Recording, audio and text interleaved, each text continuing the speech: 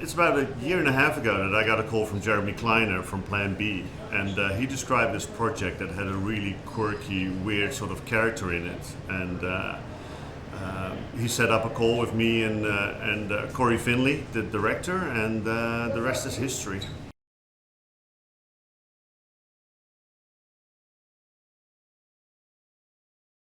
Working with Cory has been a blast. His sensibilities are really quirky and fun, and figuring out how this character that we're adding to this movie is going to look, function, emote has been a spectacular process and really fun.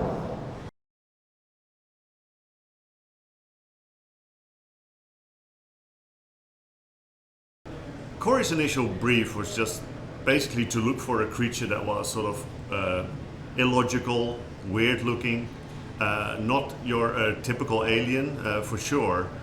Something that sort of still could emote, something that still had some appeal, but also that sort of came across as something that had a surprising intelligence. But just in the book, M.T. Anderson describes them as rocky coffee tables. Now, of course, that doesn't give you a lot of options. But we started looking for an illogical, weird creature that was not your typical alien, that communicated by rubbing its paddles together, and that basically just sort of would be a worthy opponent and a fellow actor to our live action actors.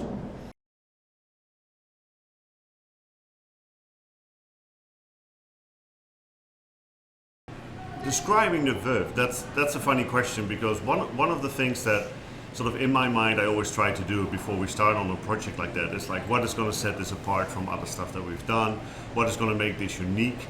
How are we going to approach this? Very often when we're dealing with CG characters, they are either predators or they always have some strong references to nature, reptilian or mammals. There's always something from nature that we reference, that inspires us, and that we want to sort of incorporate in these designs.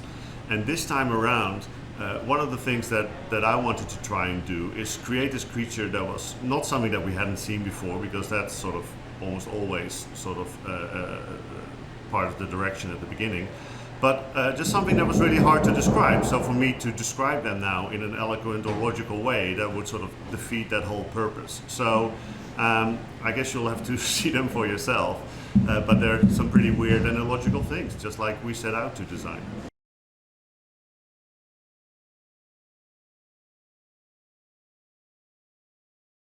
Yeah, so the movie has quite a few big set pieces. One of them is the floating city, where basically the wealth of the Earth and the planet has sort of traveled and been transferred to. And there's also a moment in the movie where Adam travels to the mothership and joins Shirley there to look at his art that he created and that has been transferred there. Now, these pieces are partial locations, actually sort of big chunks locations, but we also have some green screen and blue screen work in there where we do set extensions and we build the world a little bit further out than what we can find here on Earth.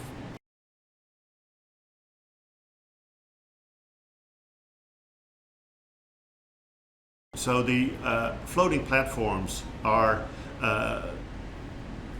this feature where all the wealth from this planet, from Earth, has been transferred to, and it's this luxurious, sort of lush environment where the rich and the luckier people on this planet have transferred to.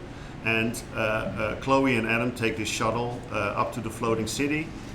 This comes into a docking station, which is a location that we will extend and turn into more of a transport sort of hub. And then there's the floating city itself, which is this big island of obsidian. And this obsidian rock is something that Sue Chen, our art director, came up with. And it sort of became this representation or a symbol for Vuvv technology. This is not your typical sci-fi movie, and we don't really need to explain how certain things happen. I think it's sufficient to just sort of hint at this overwhelming technology, this really sophisticated world that these Vuvv have brought to this planet and disrupted our economies with. But this obsidian will be like a symbol or a representation of that technology. It allows things to float and to hover, levitate, without having to introduce complicated propulsion systems.